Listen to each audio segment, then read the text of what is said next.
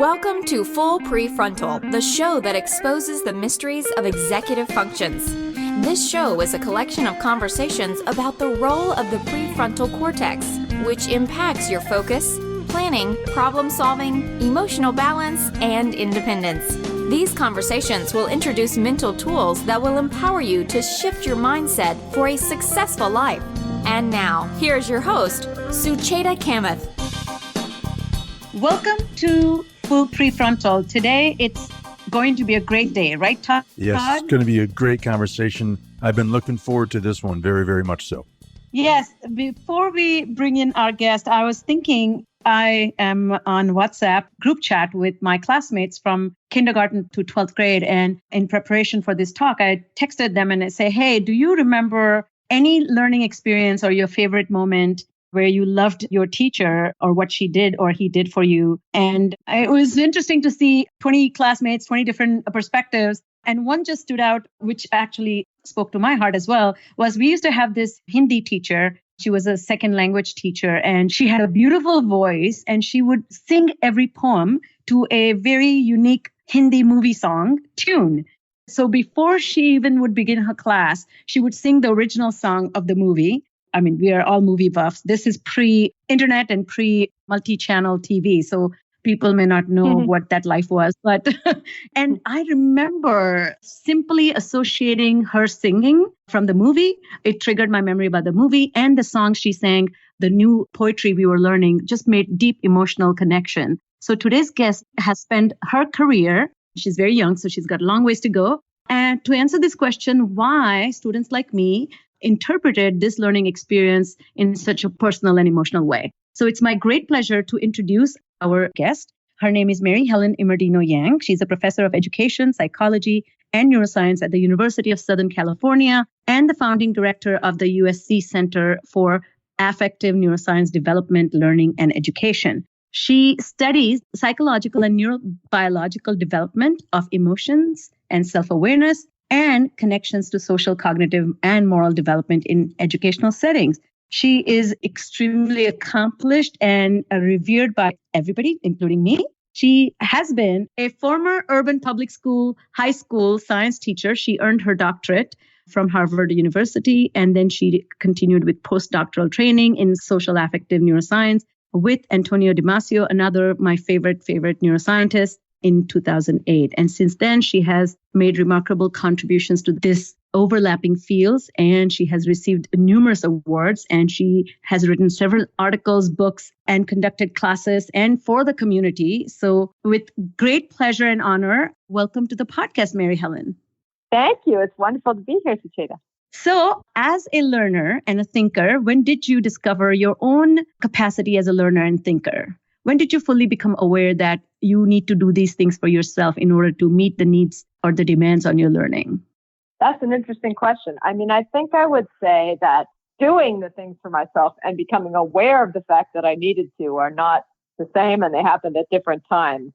When I was a little kid, I grew up on a farm in a rural part of Connecticut, and I really didn't like school very much, actually, which is sad. But school just really didn't ever feel like it reflected who I was, or I really never felt, or only on rare occasions that I still remember to this day and I'm grateful for, did I ever feel like I was connected to what I was doing there, like what I was doing actually was part of who I was or enabling me to be something that felt powerful or interesting or sort of genuine and motivating.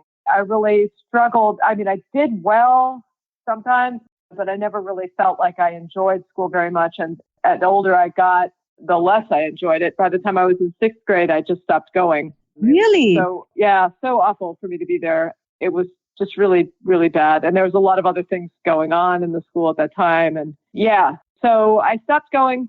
And luckily, my parents, especially my mom and my grandma, it just sort of noticed, and they didn't push me. They knew I was right. They knew that traditional school that I was in was really not working well for me. And they waited to see what I would do and what would happen and supported me. And luckily, my family had the ability and the financial resources to be able to put me in a different school the next year. So that really turned things around for me. But even in a really great school that I loved for a couple of years, I still got pretty restless with the sort of disconnectedness of what I felt like I was learning. And I don't know, I couldn't have said it in this way. I certainly couldn't have really conceptualized it in this way, but I just found myself searching for opportunities to kind of escape and do things. I was running the farm by that point. I was going abroad. I did part of my schooling in France. I went to Ireland. I went to Russia. I was learning all these languages. I was living with families around the world. I just really kind of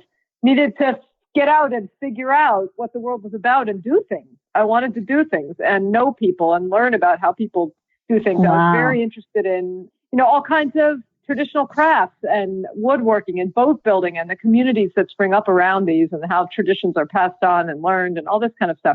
So that's where I start from. And I would say that I didn't really fully love school until I was in graduate school. It's so interesting. That's why I didn't say this on air, but you are a true Renaissance woman. Your journey now have followed it from how you came about. One interesting thing I thought was what an accidental gift to the field of education and neuroscience, but apparently something happened to your hand. That's why you took up a job or got certificate to be a science teacher. And that's when you discovered this, right? So I was curious what happened to your heart. Sounds like woodworking. Oh, well, yeah, I was. I was working as a cabinet maker as an apprentice. I was working in a wood shop because I tried to go to graduate school for fine woodworking, basically. And they told me I didn't have enough experience, even though I had worked around the world on boat building and various things. And they said, if you're serious, go get a job and get some more experience. So I convinced a cabinet shop, like a high-end custom cabinetry and furniture shop in Connecticut, to hire me as an apprentice for a year. So I was working there and I cut my hand at a job site opening a window that was rotten. The frame of it was rotten and it gave way when I tried to open it. And so that's kind of an unromantic way to hurt yourself when you're using huge power equipment and all kinds of stuff daily. But that's what happened. And so I needed to support myself. And I thought, well, I've got a very broad basis in science because I loved science. As an undergraduate at Cornell, I majored in French literature, but then I started taking all of these different kinds of science, all the introductory courses in science I could fit into my schedule, a year of biology and a year of astronomy and a year of physics and a year of anthropology and biology, all these things, and just pulling them together. And so I thought I'm in a good position actually to be able to teach science at the middle school or high school level because I have a broad base. And the school district was really struggling to fill positions. And I convinced the Department of Education in Massachusetts to give me provisional certification after I showed them all the work that I had done in science. And then I started teaching there. And I was offered a full-time job teaching 7th grade when I had applied to teach a couple of different AP classes at the high school level. But they said, we suddenly want this person wants to move up. Would you take a full-time job? And I was sure. So I found myself in front of 130 kids per day suddenly in one of the most diverse school districts in the nation at that time. There were over 81 languages spoken among 1,200 students. There were kids coming as refugees and as immigrants with their families and without their families from all over the world. It was during the time of the Rwandan genocide crisis and other kinds of activities around the world that were producing huge amounts of refugees. And absolutely, I was caught off guard with how fascinating I would find the interactions of those kids as they landed in my classroom. And I was interacting with them as junior scientists and trying to share with them my love of science and trying to engage them in thinking about things systematically and observing the world around them, observing each other. And I was completely taken with the ways in which kids were using their cultural histories and their ways of knowing and their own stories and the things they were witnessing and feeling as a kind of platform for making sense out of the technical science content that I was engaging them in. And I realized that I really had found the field I wanted to focus on. It was at once scientific and also anthropological and real world and useful. And so I was hooked. I became completely fascinated with the ways that the kids' own meaning making was shaping the way in which they thought about things. And I decided to go back to graduate school to study that. And that's how I got into this field.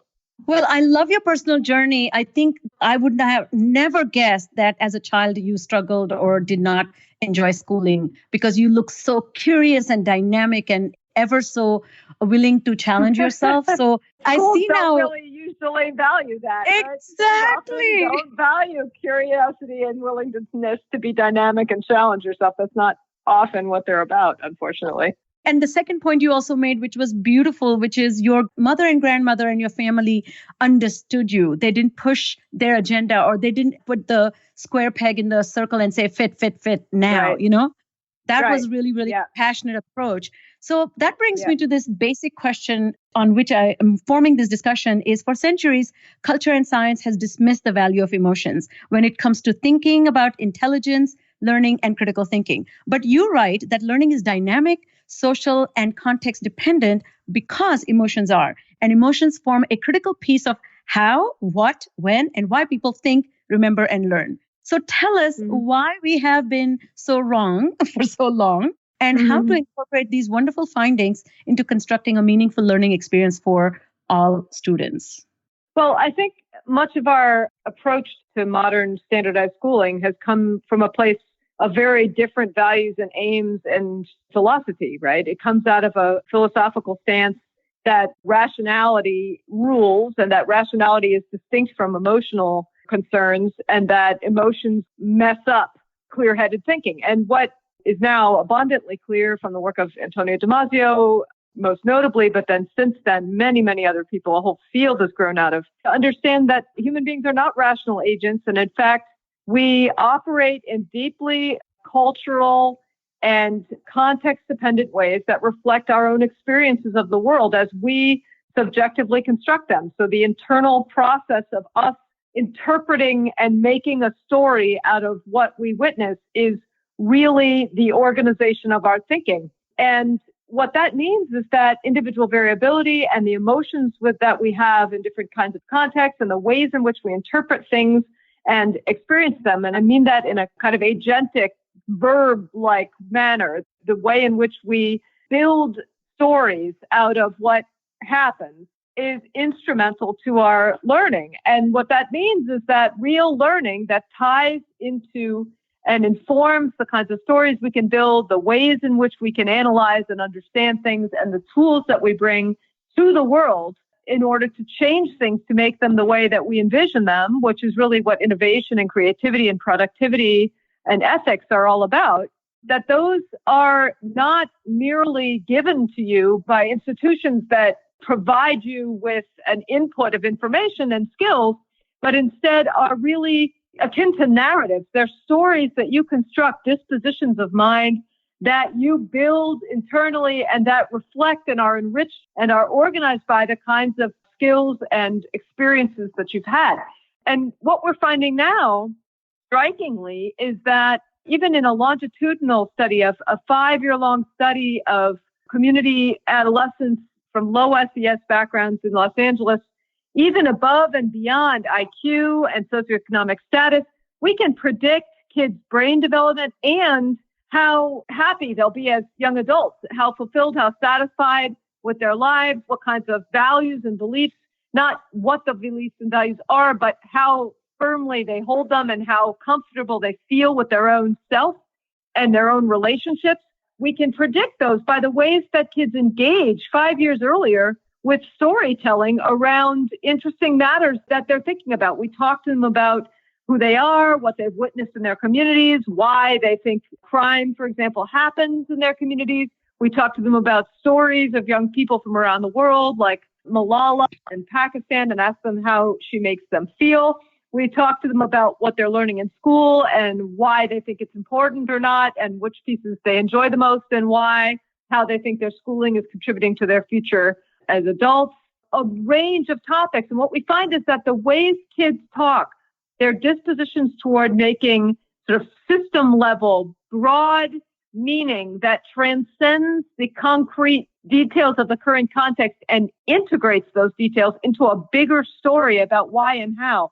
Kids' propensities to do this seem to be associated with adaptive growth in their brains over time, which in turn leads to good outcomes in young adulthood in all the metrics that we as society most care about, like how happy people are and how productive they are and how much they like their relationships and themselves. So it really seems like education needs to shift from thinking about what people know and what they know how to do to instead, what kinds of stories are people constructing about the world, about themselves, about within disciplinary spaces, like what kinds of mathematical understandings and inclinations and dispositions do they bring when they think like mathematicians or when they think like historians or like musicians or literature writers. And as they construct those stories, they're engaging in a kind of brain network development process that sets them up to actualize as a person and to be productive and ethical and knowledgeable and creative, all in one big developmental trajectory. Yeah, that's so powerful. And I think, again, another wonderful thing that you point out, and many contemporaries who are doing similar work, that the emotions serve a purpose, but most importantly, in order to understand that, returning to one's body and making that mind-body connection is really critical as well. Do you mind talking about that aspect of using that knowledge regarding how the emotions or information about how you're feeling resides in the body, and then that informs the brain, and that interaction leads to a more transformative or informed learning and decision-making? Well, what we're finding, not just us, but many groups across many branches of science now, are showing that the very same platforms in the brain that are involved in monitoring and regulating and modulating physiological survival-related functioning and basic movement and sensation in the world, that those platforms in the brain are repurposed and specialized around thinking, right? So we don't have, as we previously thought some decades ago, a kind of basic set of structures like in the brainstem and subcortical regions that are involved in managing survival. And then on top of that, we have all this big cortex that allows us to do all the kinds of high-level thinking that we think about being associated with education and with productivity as a human, sort of layered on top of each other. Instead, what we think is that deep thinking and knowledge gets its psychological power, it gets its punch from literally hooking itself into and repurposing and leveraging basic physiological regulatory capacities that evolutionarily are there to keep us alive and that are monitoring our physiology, our internal gut and viscera, rather than seeing these things as separate. What we're starting to understand is how deeply intertwined they are with each other. And that doesn't necessarily mean that all of your learning is directly embodied in the physical sense. What we think also is that there's a kind of as if, to use Damasio's words, there's a kind of simulatory capacity in the mind whereby you learn to specialize networks whose day job is to monitor digestion and gut and viscera, and you use those to become interested in things, to become passionate or curious about things in ways that specialize those systems and multi-purpose them into a new role, an intellectual role, if you will, and an acculturated role. What this means is that we're really rethinking what it means to learn and what it means to connect learning to development. It's not about stashing away little nuts like a squirrel, right? It's more about the habits of mind and the patterns of thinking that we engage with in technical domains that over time repurpose basic physiological systems to also be connected to broader patterns of knowledge building and thinking and ideas that are not relevant to the real physical body in the here and now.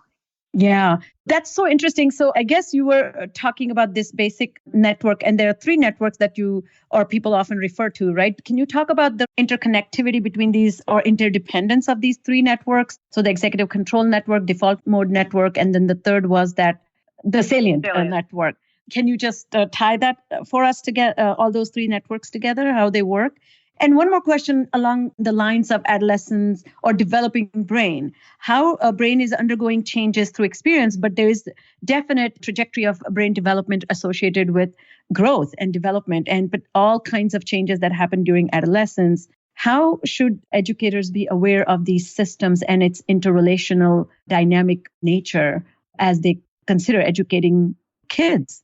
Well, what we're learning about the brain is really that the biological development of the brain and the body are heavily reliant on what we call epigenetic triggers, epigenetic forces. So forces from outside the genome that tell the genes basically a set of contingency plans. They tell the genes where and how to turn on and what to do. So in other words, our very basic biology is not specified uniquely in the genes. It's specified in a set of expected relationships and contingencies between the genes and experience. So that means that we are deeply dependent on our experience to teach our bodies and brains how to grow. And if you think this is just metaphor, think about, for example, the really tragic case of Romanian institutionally raised children, for example, who were studied by Chuck Nelson and Nathan Fox and their colleagues in a major effort that resulted in the changing of international policies around institutionalizing children, where infants were brought to these institutions and left off by their biological parents for various reasons. And the scientists found as many foster families as they could and placed kids randomly into foster care. And the ones that they couldn't find families for, they kept in the institution. And they watched the groups of kids grow and compared them. There's also a group of kids raised by their biological parents. And I think as a world, we expected that kids being raised in an institution where they had enough to eat, they had beds and a warm building to live in and somebody to change their diapers and each other to play with and some toys and things like that, that they might be socially different or cognitively delayed maybe or emotionally dysregulated.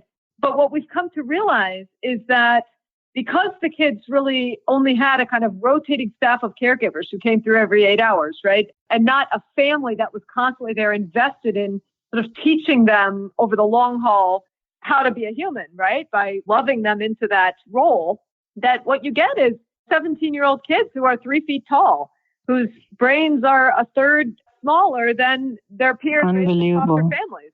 Yeah, I mean, they don't properly go through puberty. They don't fully mature. I mean, it's like our bodies and our brains don't know what to do in the absence of sufficient cultural learning and social relationship. This is the legacy of our evolution over time. And another example I like to talk about is the Human Genome Project, right? Where scientists set out to try to map out the entire set of genes that makes up a human being, thinking that by doing so, we would have a whole new vantage point from which to understand disease and health, development, and many different factors, aging, right? And if you read the 2 Nature papers that bookend that project, the first one basically says all that I just said, and the second one basically says we're done already, right? There was just far fewer genes in a human being than anyone had imagined. We have about as many as a goldfish and fewer than a rice plant. You know, and it's like, well, how do we have so few genes? And then we start to really realize as a field that that's because the way in which our evolution has positioned us is not to specify in tighter and tighter ways how to develop something really complex like a human that's capable of art and politics and ideology and calculus, but instead it's to relax the control of genes and to make genes more at the mercy of developmental triggers from the environment so that the humans become incredibly plastic, incredibly context dependent for the ways in which their biological growth happens. And of course, their cognitive growth also. So what that tells us is that there's an incredible responsibility in education to provide kids the opportunities to engage in ways that will facilitate them growing for themselves in the space of tight relationships and cultural cohesion, the kinds of patterns of thinking and engaging and feeling that result in learning and development of the sort that we know is adaptive and healthy for people and for citizens. Wow. You know, you're so passionate. And I'm so glad because I think now conversations have shifted to this content-specific learning and mastering some arbitrary facts and details without its relationship to the relationships between people and how we apply our knowledge to develop these intuitions. I'm so happy to hear that. So this is going to sound very corny, but why do you so deeply care about elevating everyone's understanding of the interplay between the neuroscientific research, teaching, and learning? In absence of that, what will happen? Or what are you afraid people are missing out on? Yeah, I mean, I think we're already living some of what will happen, right? We've got mental health crises among our young people at a degree never before documented.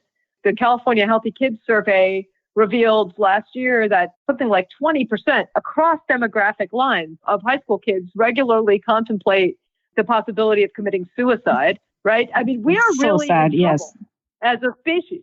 And I think what it really shows to us is our vulnerability to these kinds of institutions, that we need to really be brave and sit back and think about, what are we aiming for? Why do we have schools in the first place? What is their purpose? What do we hope for our children and our societies? And then how would we design institutions that will support people in engaging in our hopes for them? And thinking about how we enable people to truly belong and become what they're capable of being, we have to realize that what the science is unequivocally showing us, and humanitarians have noticed, and really great, thoughtful educators for at least a century have shown us, that young people learn in the context of relationships and in the context of engaging agentically with information that feels relevant to them. And what education is meant to do is really teach them how to build a sense of relevance, how to experience the world in a way that grows them as a person. You know, we pay lip service to this sometimes in the form of lifelong learning and things like that. But oftentimes the structures that we have in place and that are so entrenched that we don't even question them are directly undermining our goals and are potentially not just not facilitating, but are harming young people. And we really need to think about how we would re-envision a system, and then how we would go about building a system that would enable all the people in it to thrive, the teachers, the families, and the students. Is it something that is not simply having a little powwow or where people talk about empathy and compassion, or I'm hearing a lot of these sitting down and simply taking 10 minutes to meditate? You're talking much broader cultural dynamic shift, like a seismic shift in the way we think about educating our children, but more preparing, as you said, I love that, preparing them to become these individuals who have a deep sense of relevance. I love that. Now, is it happening? Are you witnessing? How can teachers harness emotions so that it benefits students in their effort to learn? What are general effective principles for learning and generalizing this new knowledge in a meaningful way? Yeah. So I'll mention here that I have a new invited paper coming out in Ed Leadership, I think in the May issue, which lays out some of these ideas and connects them to the neural data with teenagers and to education data from really amazing public schools in New York City, part of what's called the New York Performance-Based Assessment Consortium schools, where we actually have data from kids in both contexts and showing the parallels. So I think there are examples of really excellent schooling that we can learn from and that we can adapt for different contexts. But the idea is that we need to think much more seriously about how kids experience the schooling and how they are driving themselves and driving their own thinking and passion in the learning space, and how we're enabling that as a society and as a set of institutions, as compared to what we are giving people to tuck away inside themselves as if we have what they need and we're going to give it to them. I like to think about education in a very different way in terms of what people are being empowered to think like and to be like and to do. And when we shift the conversation, then it really does highlight what you're talking about, which is kind of a twofold field of quote unquote social emotional learning and education. On the one hand, there's a real need, in part because of the damage that our systems have done, right? But also just because of the nature of human beings, there's a real need for quote unquote social emotional learning in the sense of helping people to regulate themselves, to learn skills for interacting and for engaging with other people, for managing themselves, for persevering in the face of difficulty and these kinds of things. But I think that while those are very important, that's the kind of tip of the iceberg. And underneath the water is, like you suggested, a huge need for a movement that would reform education from the bottom up and really change and question each of the fundamental structures that we have in place around quote unquote teaching and learning, and reimagine them in terms of the developmental empowering spaces that they really could be. So I think of this, and this is like a little précis of the Ed Leadership article that I wrote with my colleague, Doug Connect, who's the executive director at Bank Street Education Center and is really involved deeply in these education reform efforts. I think what their work is showing is that there are ways to design learning opportunities for kids and ways to facilitate learning that require a lot of training and experience and expertise on the part of the teachers and the system. But when they're done well, they really put the ball in the kids' court, and kids are incredibly engaged by them. They work amazingly hard. They persist. They persevere. They spontaneously describe a feeling of relevance to themselves, and they learn and progress much farther than kids in traditional systems seem to under many circumstances. So I think there are models of how to do this. And the three big principles that I write about with Doug in the Ed Leadership piece, the first big thing that we should attend to in education is empowering people and attending to people's internal narratives. What stories are people telling themselves in that space around what this all means and how to understand things?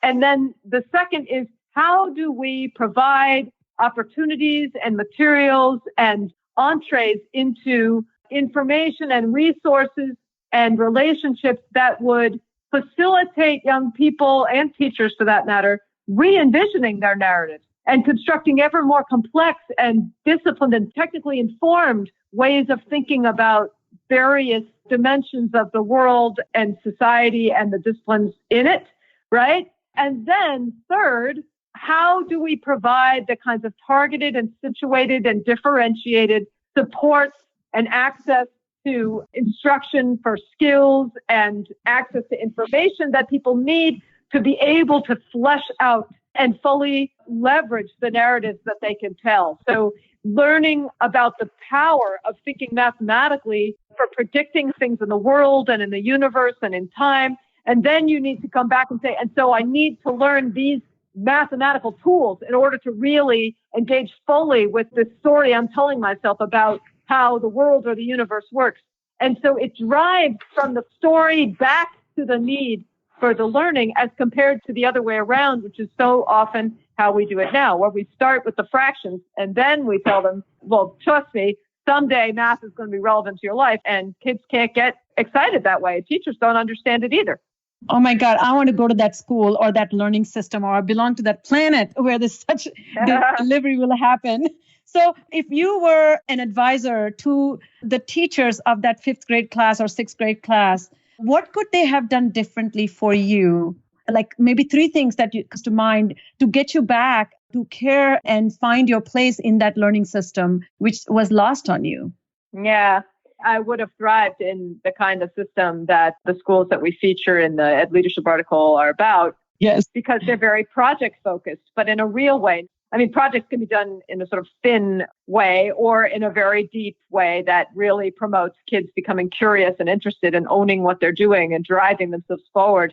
And I think when we really attend to the experience of the learner and design opportunities for learners to engage with information and thinking and content and procedures that empower them to understand fundamental things about the world, big ideas, and then to use those to change things in the world and to reinvent the world into something that they want to see happen, right? That is the essence of innovation and creativity and activism and social justice. And we really need to redesign our education systems around strategic ways to empower people to engage like that. And I think if people had done that for me, I would have thrived. Basically what I was doing for myself on my own time by running a farm with my brothers and sisters and my parents, that we were feeding ourselves off of. And we were doing all kinds of other activities where they felt relevant. You could see how what you were doing and what you were planning and imagining and collaborating on with other people actually had real important implications for the world and for the kind of world you were going to experience and live in. And our schooling is so divorced from that so much. And it's almost as if we're afraid to give people the power to really own their own destinies. And I think we need to get past that, because when we don't empower people with the skills to think and to deeply engage with one another and to reflect then what happens is you get exactly the kinds of problems that we're struggling with now, which is disengagement from school, depression and anxiety among our young people, and a real lack of innovation and of motivation in society. And what happens is some extraordinary kids make it happen anyway, right? Which we're seeing it right now. Exactly. They don't need any, right? Yeah, they don't need any formal education that way. Yes. Yeah, it's almost as if despite their schooling, they're going ahead and building the world they want to see happen, and power to them. How amazing would it be if our schools actually enabled people to do that systematically? How exciting for kids, how great for our societies and our world if we were to really focus on schools that teach young people how to use their skills for good in the world and to really engage with ideas and problems and historical perspectives and future possible spaces in systematic, collaborative ways that enable them to really thrive and forward and reinvent the world in ways that will serve us all well. Oh, I'm really excited about that this information is now reaching to the masses. There is a movement. There is a little bit deeper understanding. So this podcast, we talk a lot about executive function and its relationship to that social emotional learning and social understanding. As we end our conversation, tell us about this idea and these new principles that you're describing. Where can we insert this education about learning how to learn, where there's that executive process of self-reflections, understanding of self as a learner and a thinker, capacity to strategize for self, capacity to solve problems directed towards self, and this is global understanding of the minds of others so that you build relationships, the finer aspects of skills that somehow are often left for kids to discover on their own, or are embedded in the experience of learning as if by experiencing the learning opportunity, they will develop the skill. The skills will develop only by teaching those skills, right? And I don't see that happening either. They happen in the context of math or science, but they're not learning how to manage information by creating internalized systems is not a process-based experience for students that is offered unless they run into problems, then there's special effort given. But then again, it's isolated from the bringing it back into the context of larger learning. So how do you suggest we address the executive function development in these children by developing that sense of self and that self-efficacy skills? Well, again, I think that's the work that the person needs to do, and we can set it up for them. I think you learn it by doing it. You learn it by living it. And again, so we talked some about this leadership article, but I think those teachers and those systems are designed specifically to empower young people with big problems and big ideas, and then to provide them as needed the low-level concrete supports for learning the kind of building block skills that you need to be able to really think about your problem, and the kids actually to talk about it that way. And so I think really those kinds of self-management skills, which I think executive function is a little too narrow of a term for that, but your ability to regulate yourself as a thinker and as a learner, it's exactly those skills that we see as being related to brain development and well-being over time. And they're related in our study samples to kids' abilities to move between the concrete details and then the proclivity or disposition to build a bigger story in your mind, to make deeper meaning, to relate it to a bigger idea or a bigger cause that is both relevant to the self and ironically transcendent of the self. And that, I think John Haidt wrote a commentary on the very first empirical paper that I had published with Antonio and Hannah Damasio in 2009 on the neural correlates of admiration and compassion in the Proceedings of National Academy of Science. And he titled his commentary, Finding the Self in Self-Transcendent Emotions. And I think that's so well said, because the idea is that we discovered, not just us, of course, but we contributed to discovering the neural processes that undergird self expressly by giving people things to think about that by design transcend the self in their full scope. And we define ourselves via the attempt to relate ourselves to these bigger, broad ideas that transcend our own limited sense of self. And that's where we find emotional engagement. That's where we find curiosity and interest and purpose, is in this kind of social orientation toward bigger ideas that are bigger than ourselves, but that can be housed within and cultivated within ourselves. And what we see in young people is that the process of engaging and thinking in that way is hugely empowering and motivating. And there are examples of it in the Ed Leadership article. And I can't wait to read that. People to work. Yeah. And it leads them to work really hard on the building block skills that we need them to have to be able to do stuff. And no amount of, understanding the purpose and the need for bridges is going to help you actually learn the engineering skills to make one that can stand up. But it's much better to start with the purpose and the need than it is, and then go back and learn the engineering skills than to start by memorizing how pulleys and levers work with no idea what they're for, right? And so I think, the education system has just got the order backwards and then roundly neglects the big picture narrative. And we realize the kids need one, so we try to fill in with a very thin version of one, like, just trust me, someday you're going to need this to get into college or something like that, which really means very little, right? Instead, like, just trust me, someday you're going to need this. We'll really appreciate the nature of the universe, right? It's a way more powerful way to think about it. This reminds me of what Jonathan Haidt writes about this moral emotion of awe. I have thought a lot about this in a daily experience, how often your life experiences invoke awe. And when you have that sensation of awe, only then your understanding of self being so small, a speck in the larger context of the universe, which is why we thrive and be purposeful, because you're nothing. And that's right. Your education and ironically, teaching you you're realizing that you become motivated, right? Exactly. Mm-hmm. Yeah. I'm really grateful for even the teaching institute that you have every summer, where you invite people to attend the 1-week workshops. I highly encourage our listeners to explore those opportunities to listen and read your work, listen to you, and imbibe the principles that you're talking about, because truly, I think our children will be so grateful to us if we take their biological need. We are so hung up on providing them right amount of protein and right amount of sleep, but we're not caring about their emotional fabric of their learning. I hope, as we end, one last comment I was wondering if you can make is about that charismatic presence of a charismatic adult, as Siegel talks about. Do you see a value of one-on-one relationship, or to an individual in the learning context having an incredible, meaningful kind of bond to elevate yourself for the purpose of knowing that you are accepted for who you are, having a great influence as well, right? Yeah, well, of course, because kids grow in the space of social relationships, like literally biologically, that's true, right? That's what I was talking about before with the Romanian institutionally raised kids, right, who are really deprived in that way.